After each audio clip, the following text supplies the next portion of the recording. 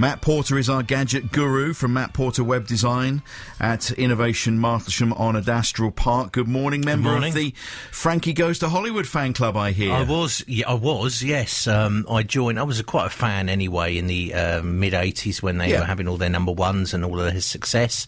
And then they released their second album, Liverpool, and at that point they launched a fan club, which I joined. And which was very interesting, and then they split up. Funnily enough, though, I'm friends with three of the members on Facebook, and I regularly talk to Nasher, or Brian Nash, the guitarist. He's a very nice guy. So the interesting thing is you don't actually necessarily now need to have a fan club because Facebook pages, Twitter... Well, yes, I guess so. I think that what was appealing about fan clubs when I was a lad was that if you were a member of the fan club, you had special edition singles. So there may be a Christmas single where the band might sing Christmas carols to you, or so there'd be special exclusive things that were fan club only, and you just felt like you were in touch with them that little bit more. Of course, with social networks, yes, you can be in touch, like I am. But I think it was the exclusivity made you feel special, didn't it?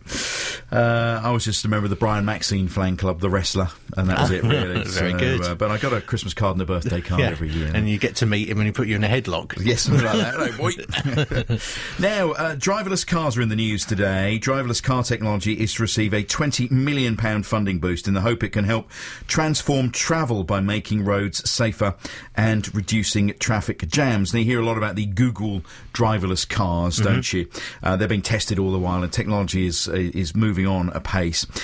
This weekend you've had a Tesla, which is an electric car. Now, you've tested these before. I have. And you took me for a ride in this at the weekend. And as well as being a very, very nice car, yes, right, there is some incredible technology on board. Yes, the point, actually, of this review, other than getting the opportunity to drive an amazing car again, was that the Teslas themselves are updated constantly. They're a bit like, they have computers on board, and those computers are updated, much as our computers are at home, but they have over-the-air because they have a 3G data connection. And what happened in the last couple of weeks was that a new version of the software was released, which enabled the autopilot software on the car. Tesla are... said to me, it's not autonomous. It's not an autonomous driverless feature. What it really is enhancements to cruise control. So what the autopilot software gives you is auto steer functionality, auto park, and traffic aware cruise control, speed, automatic speed control, and things like that. So the car is more aware of its surroundings than a normal car with cruise control, and because of that, in the right conditions, you can switch on auto steer and it will line itself up on the road, be aware of the traffic around it, and it will take you on its merry way. They were very strict to tell me that I must keep my hands on the wheel at all times, because it's obviously the law that you should be in control of a car at all times. And lots of people have been putting videos on YouTube where they're not in control blatantly. But it was very, very interesting because you're holding the wheel and you can feel it steering for you.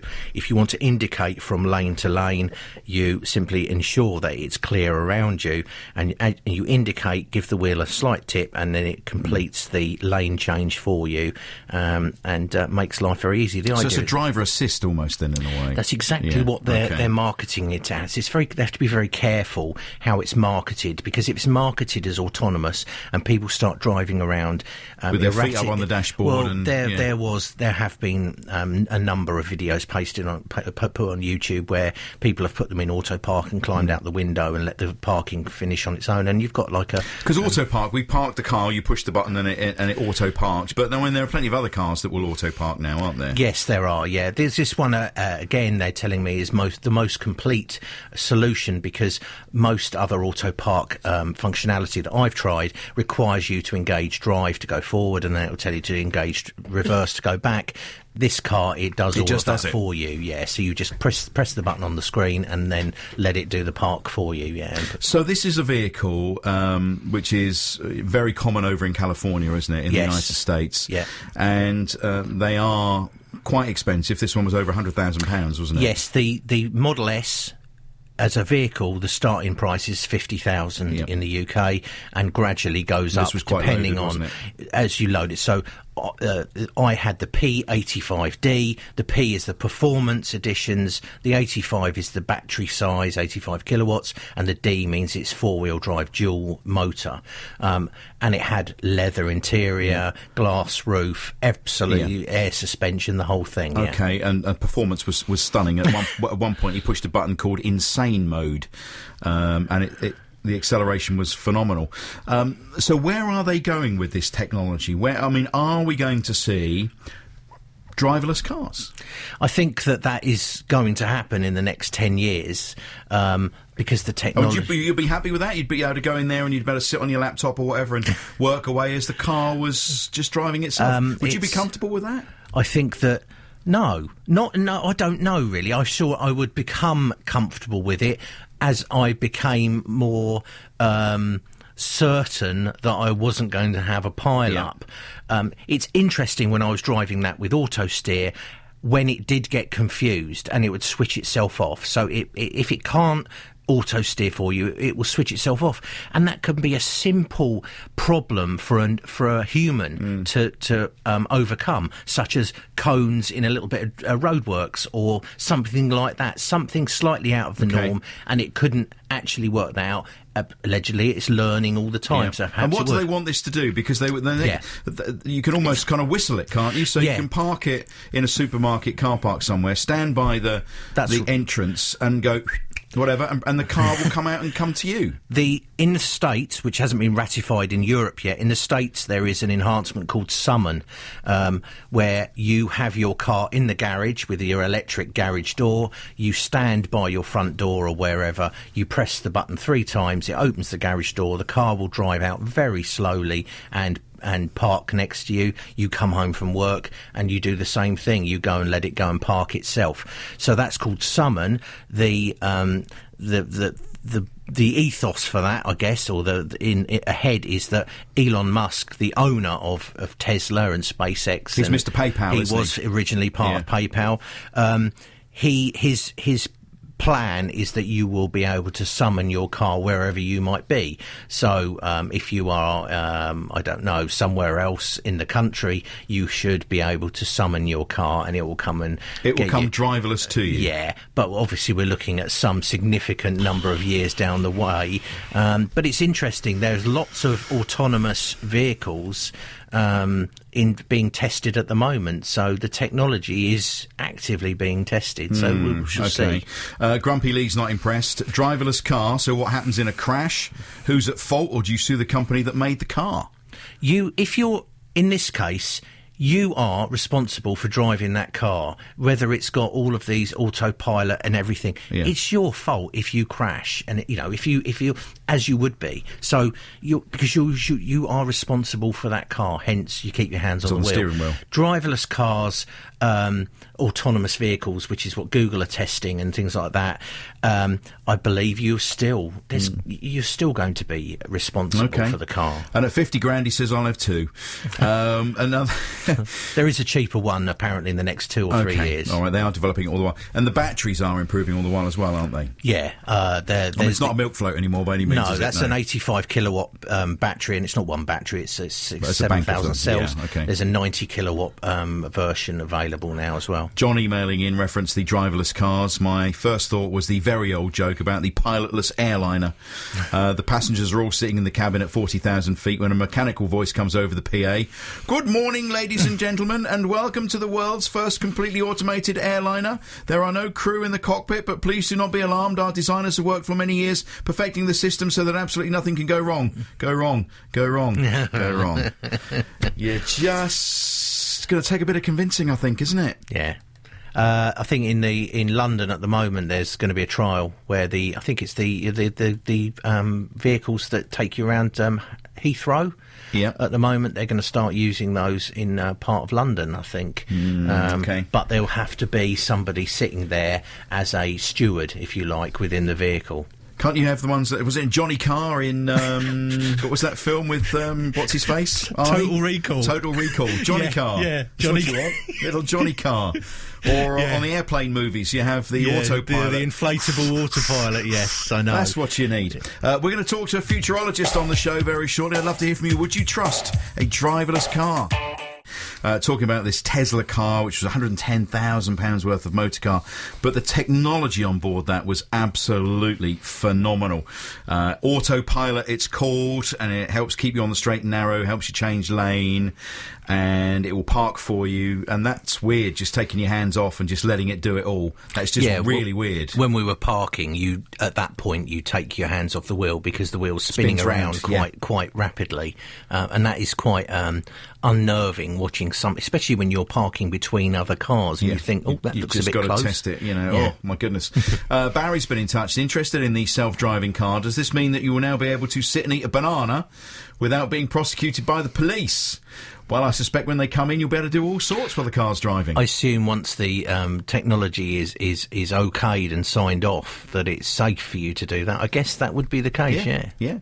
Because you can, a lot of them have got crash stuff on now, haven't they? To, when you get near to something, they'll slow you down and all of that. So a lot of the technology's there, isn't it? Yeah, the technology just doesn't cover things like pedestrians walking out in front of you. And that's where you've literally got to be in control of a car. Dr. Ian Pearson is with us now. He's a futurologist based in Ipswich. Ian, good morning. Good morning. Thank you for joining us on the programme. I go back to the 60s and the 70s, and lots of people predicting at this time we'd be flying around in cars and doing all sorts of different things. Yet we're still on the ground, we're still on four wheels pretty much, although we are heading into amazing technology now. Yeah, the technology is really heading forwards in leaps and bounds now. It's accelerating all the time. In fact, I don't think even the acceleration will slow down during our lifetimes.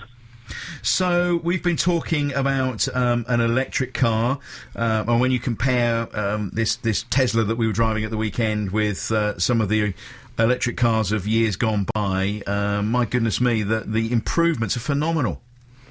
Yes, we're seeing big breakthroughs in the storage for the energy as well for these. The batteries in these electric cars at the moment, they're based on lithium. They've got various problems. I mean, they don't last forever. They seem to break down after a few years and need replaced, and they're extremely expensive. But people are looking at new ways of powering these cars. One of the really good ideas, I think, is using the idea of an inductive loop that you build into the road surface and you charge up the car as it drives over it. So maybe if you got one of these every 50 or 100 metres, the car is constantly being charged up. That means it only needs a very small battery to get you from the main road through to your local address. But while it's on the main roads, it's constantly being topped up. And the technology that goes with that is the thing called a supercapacitor, which is just a great big capacitor, which is kind of like a battery, but it stores the energy in a different way. And that's charging ahead too. But there's... I was just going to say, Matt, there are a lot of charging stations around now for these vehicles, aren't there? All sorts of electric charging stations around. Yeah, I found actually, since it was actually a year ago that I'd last tried a Tesla and have tried electric cars since, and I was surprised at the improvement of the charge points around as a network around the country, particularly this side of the country. Around London, you haven't got a problem, but over here, what you need is a fast charger, rapid charger, fast charger, which a car like the Tesla's got such a large battery, you do need to be able to put the power in there at a decent rate, or you'll be there for hours on end. The inductive side as well, I've read about that I think there's a trial going to be put in place in the UK for a piece of road that's going to have inductive a track put into it, and I believe the Porsche Mission E, which was announced earlier in the year, that's got inductive support for it. So yeah, it's definitely incredible the right way to go. And Ian, when it comes to this one we were testing has got autopilot on, helps you keep in the lane, helps you change, it'll reverse park for you. The technology is kind of there, isn't it, for driverless vehicles? But it's just going to take a huge leap for us to trust this kind of technology. Yeah, it's almost there now. Well, we're seeing lots of trials around the world of these self-driving cars, and they have very few accidents, but they still have one or two, and it's even the people that are allowing them to be used on the roads are insisting that there has to be a human being there to take control if something goes wrong. But give it another few years, self-driving cars probably won't have any accidents. But the really good things about them is that they can drive really close together. You could drive literally a few millimeters apart because the engines, the cars can talk to each other and they can negotiate spaces at roundabouts and things. So they can interleave, you can almost eliminate congestion. You can have much more environmentally friendly. You can get rid of accidents, and it could also reduce the cost. But however advanced these Tesla things seem to be today, very soon they're going to look pretty primitive. That technology will roll down into ordinary cars very quickly, and we'll see the rollout of the self-driving cars. But what comes after the self-driving car is the driverless car. You don't actually need even the car itself to have all the intelligence and the engine and the battery. It's entirely possible to drive completely dumb pods around using the road surface. You can put linear induction mats, for example, and use technology which is in routine use in lots of railways around the world already. You can apply that to cars, and you could actually have the cars propelled and navigated by the road surface itself with the intelligence built into that. And the mobile phones that people have got in the pockets as they travel in these cars as passengers also provides a huge amount of intelligence for the navigation and where the people need to go and so on. And that is very exciting because it could reduce the cost of these cars from, I think the Google one's about $30,000 or something. They're expecting to bring them out. You could actually do those for about $300, quite literally, if all you have to do is make a fiberglass box with a metal plate on the bottom of it to propel it and to levitate it. You don't need wheels, you don't need the engine, you don't need the battery, and you don't need the electronics. All the rest of it can be done entirely by the infrastructure. So that's what comes after the self-driving cars. They look quite primitive very, very quickly. Where's the fun in fixing a puncture and all that? It's just mind-blowing, really. It is mind-blowing, and I think one of the things that people keep talking about today as if it's some sort of panacea is public transport. I think it's very predictable that public transport will be replaced initially by self-driving cars. There'll be huge fleets of these owned by big fleet management companies, or maybe even the car manufacturers themselves might run their own fleets. And when little old lady looks out the window and it's pouring down and thinks of a half-mile walk to the nearest bus stop where she has to stand in the cold waiting for the bus to come, I think she'd be quite grateful with a self-driving car arriving at her front door and picking her up and taking her exactly where she needs to go. So, I think social inclusivity is another major benefit that we don't often talk about when we talk about these self-driving cars. We look at the other things, but social inclusivity... Yeah, but the thing is, Ian, it's all well and good, but we're talking this morning on the show about the lack of road markings and potholes being fixed. And in rural areas where we do have rural isolation, there are little or no bus services. I mean, the technology is not going to be putting the road surfaces out to the villages, is it? No, what I would envisage is you would have all of the areas where, within a typical park and ride system, for example, you would make the entire city centre compliant with these vehicles, and they'd basically be more or less the same size pods going all over the place. Outside of the towns, you do still need to have fairly conventional technology to get you along the country lanes. It'll probably be decades before we roll out the technology that far, but certainly for towns and cities, we can convert those to almost entirely self-driving cars and driverless cars over the next decade or two, and we can see all the benefits coming from that. Fascinating stuff. Ian, thank you very much indeed. Dr. Ian Pearson, who's a futurologist based in Ipswich. And amazing when you just think where we are with these cars now, what they can do. It just is mind-blowing. I wonder, though, with regard to public transport, whether we're as a sort of race, we're antisocial enough, aren't we? But if we're starting to then compartmentalise everybody into small pods, so they never actually have to talk to anybody at all. That'd be great. well, yeah. But it's interesting, isn't it? That's kind of what the end result is. That sometimes you do end up having a conversation with people to while away the time. But if you're sitting in a little private pod, then Yeah, Theon. Ray in Kessingland has just been in touch. He wouldn't trust a car like this to do anything. He has a car with loads of electronics in it, and just today something happened which interfered with them. So he's, it's going to take I think it's a lot of convincing needs to be done. Well, I'm broad-minded over these things, but it took me a while driving from Heathrow to Ipswich to become relaxed with what I was dealing with, because up until that point I was very, very nervous about what was happening. And once I relaxed after a while, I thought, okay, this is actually used to it. It's meant to make it a long journey less tiring. That's the idea. Okay. Matt, thank you very much indeed. If you want to find out more, thegadgetman.org.uk, thegadgetman.org.uk.